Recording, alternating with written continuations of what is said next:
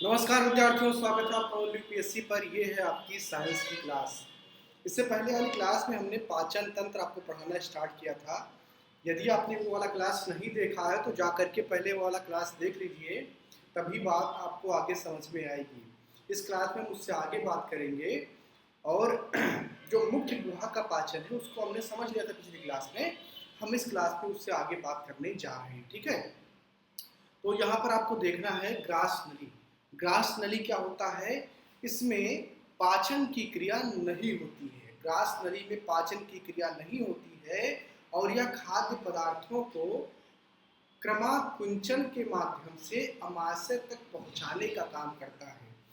जब आप खाने का बाइट लेते हैं, ठीक है, रोटी ले रहे हैं, ब्रेड ले रहे हैं, कुछ भी ले रहे हैं एज ए फूड, तो पहले तो मुंह का काम होता है पाचन का, जिसमें आपने देखा था कि टाइलिन और एमाइलेज का काम हो रहा था। वो क्या कर रहे थे? जो फूड में बैक्टीरिया थे उनको मार रहे थे। इसके अलावा जो स्लाइवा था, जो आपका लार था, वो भोजन को चिकना बना रहा था ताकि वो आसानी से आगे बढ़ सके। तो ये काम तो हो गया था मुख्य गुहा का। उसके बाद काम किसका आता है? ग्रास नली का, जिसे ओशोफेगस कहते हैं। अब इसका काम क्या है? अब ये जो है यांत्रिक क्रिया है। मैंने कहा था कि पाचन में दो प्रकार की क्रियाएं होती हैं। एक आपकी रासायनिक क्रिया होती है और दूसरी यांत्रिक क्रिया होती है। तो आपने देखा कि मुख्य गुहा में जो टाइलिन का काम है वो क्या है? वो एक केमिकल वर्क है, केमिकल एक्शन है। लेकिन जब आप ग्रास नली में आते हैं तो यहाँ पर साफ साफ लिखा हुआ आपको दिख रहा है कि इसमें पाचन क्रिया नहीं होती है या खाद्य पदार्थों को क्रमाकुंचन के माध्यम से अमाशय तक पहुंचाने का कार्य करती है, ठीक है। तो कुल मिलाकर के इसका काम क्या है? इसका काम है यांत्रिक काम, की भोजन को आगे सरका देना, अमाशय तक पहुंचा देना। तो इस प्रकार आप ये कह सकते हैं कि जो ग्रास नली, उसका काम क्या है?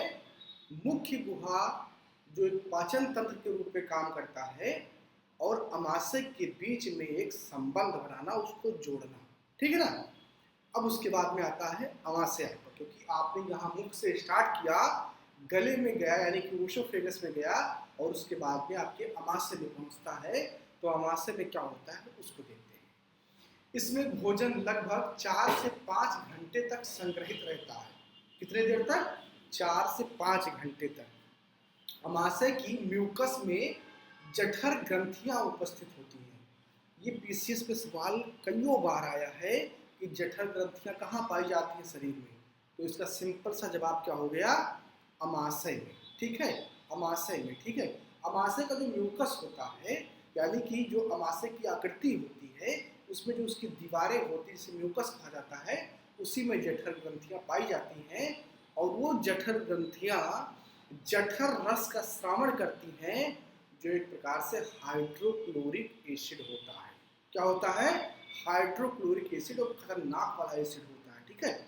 इसीलिए जब आप देखते हैं कि कभी आपको एसिडिटी होता है, यानी कि एसिड रिफ्लेक्शन होता है और वो एसिड आपके गले तक आता है, तो आपको गला जल जाता है, आपको जलन सी महसूस होती है, क्योंकि वो बड़ा खतरनाक एसिड होता है।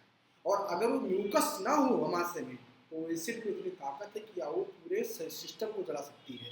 लेकिन जो म्यूकस होते हैं वो रक्षा करते हैं, क्योंकि जो आपने भोजन लिया है उसको डाइजेस्ट करने के लिए खतरनाक अम्ल की आवश्यकता होती है। आप आगे देखेंगे, जठर ग्रंथियों में मुख्य रूप से 3 प्रकार की कोशिकाएं होती हैं। म्यूकस का स्राव करने वाली श्लेष्मा ग्रीवा कोशिकाएं होती हैं। पेप्टिक या मुख्य कोशिकाएं जो कि एंजाइम पेप्सिनोजन का स्राव करती हैं। और भित्तीय या ऑक्सीडेंटिक कोशिकाएं जो कि हाइड्रोक्लोरिक अम्ल और नयोकारक का स्रावण करती हैं। तो यहाँ पर आप क्या समझ पाए कि जठर ग्रंथियां मुख्य रूप से 3 कोशिकाओं से बनती हैं। एक तो म्यूकस का स्राव करने वाली श्लेष्मा ग्रीवा कोशिकाएं, इसके अलावा पेप्टिक या मुख्य कोशिकाएं जो कि प्रो एंजाइम पेप्सिनोजन, पेप्सिनोजन का काम क्या होता है? प्रोटीन के पाचन में सहायक होता है, ठीक है। तो पेप्टिनोजन का स्राव करती है। इसके अलावा जो भित्तीय या ऑक्सीटिक कोशिकाएं होती हैं, वो हाइड्रोक्लोरिक अम्ल और नयोकारक का श्रावण करती हैं, ठीक है। सिंपल समझाता हूँ, ये बहुत कठिन लैंग्वेज में लिखा हुआ है, अध्यापक का काम है कि चीज़ों को आसान करके आपके सामने प्रस्तुत करें। तो इसका मतलब ये है कि जो कोशिकाएं म्यूकस में पाई जाती हैं, उनका जो काम है मुख्य रूप से वो जठर रस को निकालना या पेप्सिनोजन को निकालना।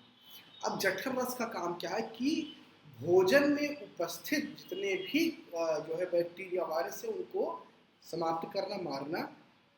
और जो पेप्सिनोजन होता है उसका काम होता है प्रोटीन का पाचन करना। प्रोटीन के पाचन में किसका उपयोग होता है? पेप्सिनोजन का उपयोग होता है। और प्रोटीन का पाचन आपका अमाशय से स्टार्ट हो जाता है।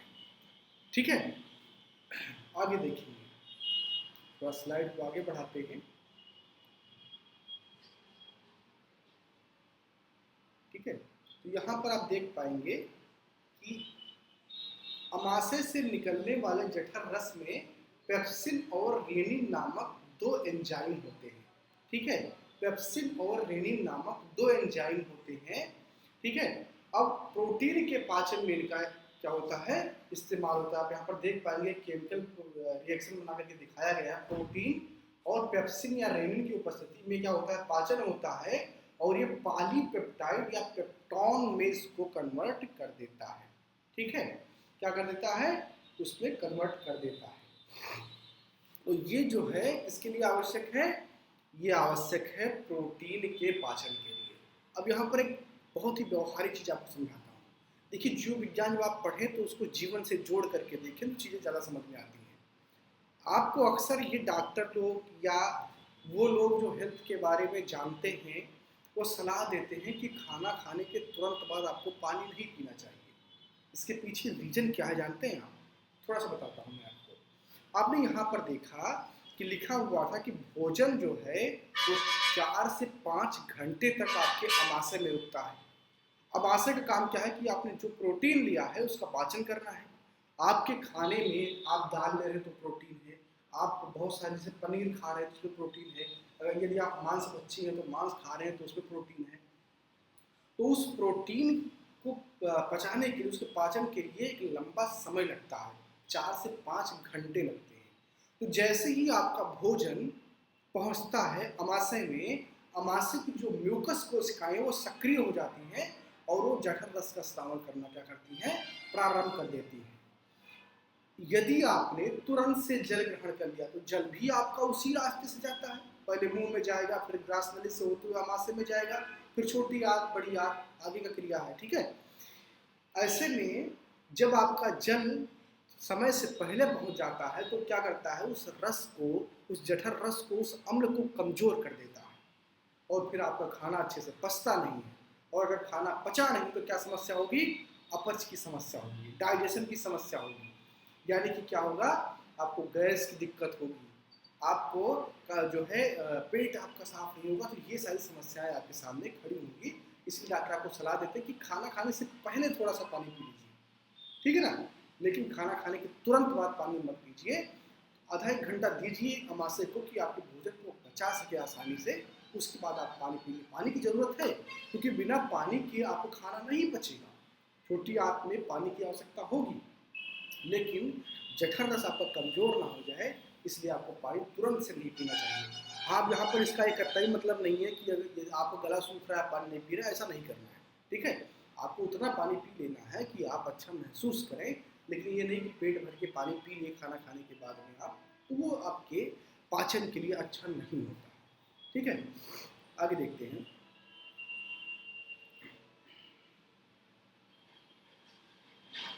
अब हम आ जाते हैं आंत पर। कहाँ पर? आंत पर आ जाते हैं और ये समझने की कोशिश करते हैं कि जो आंत है वो किस तरीके से पाचन में सहायक है। तो यहाँ पर आप देख पाएंगे कि जो आपका आंत है, ठीक है, आंत आहार नाल का अमाशय से गुदा तक फैला हुआ भाग होता है। यह मुख्यतः दो भागों में विभाजित होती है, छोटी और बड़ी आंत। ठीक है, छोटी और बड़ी आंत में विभाजित होती है। यहाँ पर आप देख पाएंगे इसको। तो आंत क्या है? अमाशय के बाद में जो आपका भोजन है वो आंत की तरफ जाता है और आगे की क्रिया यहीं पर संपन्न होती है। अब सबसे पहले छोटी आंत। आंत दो भागों में बटा हुआ है, एक है आपकी छोटी आंत और दूसरी है आपकी बड़ी आंत। तो हम पहले छोटी आँत को पढ़ेंगे, ज़्यादा इम्पोर्टेंट भी है शरीर के हिसाब से, परीक्षा के हिसाब से, हर हिसाब से छोटी आँत ज़्यादा इम्पोर्टेंट है, ठीक है, क्योंकि ज़्यादातर क्रियाकलाप वहीं पर होते हैं।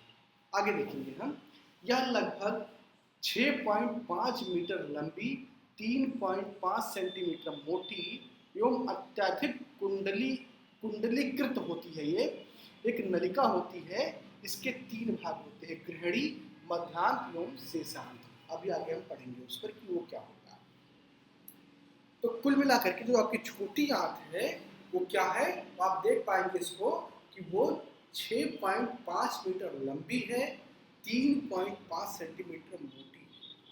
चित्र में आप जब देखते हैं छोटी आंत को तो एक कुंडलीकृत संरचना आपको दिखाई देती है और ये आंत ही होती है, ठीक है। ये बहुत ही लंबी हो, 6 मीटर आप समझ लीजिए कितना लंबा हो गया आपके शरीर के हिसाब से, जो आपके पेट के भीतर है, तो जाहिर सी बात है कि वो कुंडलीकृत होगी ही होगी, ठीक है।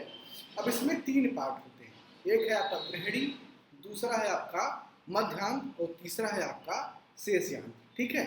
तो ये 3 इसके भाग होते हैं। तो पहला भाग जो है आपका गृहिणी, जिसे डिओडेनम कहा जाता है। क्या कहा जाता है? डिओडेनम कहा जाता है। और तीसरा जो पहला है आपका वो क्या है? डिओडेनम है, जिसे आप गृहिणी कहते हैं। यह आपका पाइलोरस से प्रारंभ होकर के सी आकार की आकृति बनाती है एवं कई ओर मुड़ती है। गृहिणी नीचे की ओर मध्यांत में खुलती है। तो चित्र से अगर इसको समझा जाए ज़्यादा समझ में आएगा। तो जो अगली क्लास होगी उसमें हम थोड़ा सा चित्र से आपको समझाएंगे छोटी बात को। इस क्लास में स्लाइड में मैंने चित्र को लगाया नहीं, ठीक है। बिना चित्र के उस चीज़ को समझना थोड़ा सा मुश्किल होता है। तो इसको हम अगली क्लास में जो है चित्र के द्वारा समझेंगे, ज़्यादा अच्छे से आपको समझ में आएगा। फिलहाल आप जान लीजिए कि छोटी आंत में 3 भाग होते हैं। पहला भाग होता है गृहिणी, और जो भोजन आता है सबसे पहले गृहिणी में आता है। गृहिणी के बाद वो जाता है कहाँ पर? मध्यांत में जाता है, ठीक है, जेजनम में जाता है। और यह लगभग 2.6 मीटर लंबी एवं अत्यधिक कुंडलीकृत होती है, ठीक है। और उसके बाद में शेषांत में जाता है, जो कि छोटी आंत की जो है सबसे निचली पार्ट है। तो ये सबसे आखिरी में जाता है वहाँ पर, और वहीं पर भोजन के जो अवशोषक चीज़ें हैं, यानी कि जिनकी आवश्यकता शरीर को अवशोषित कर दी जाती है, ठीक है, तो वो एक दीवार के तरीके से होते हैं। तो इस प्रकार पूरी आपकी जो छोटी आंत है वो काम करती है।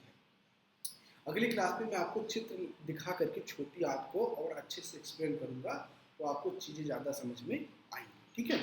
तो इस क्लास में इतना ही, मिलते हैं अगली क्लास में, बात करेंगे इससे आगे। और हम बड़ी आंत को पढ़ेंगे, उससे पहले छोटी आंत को भी अगली क्लास में एक बार मैं समझाऊंगा चित्र में, ताकि चीज़ें आपको ज़्यादा समझ में आए। मिलते हैं अगली क्लास में, बहुत बहुत धन्यवाद।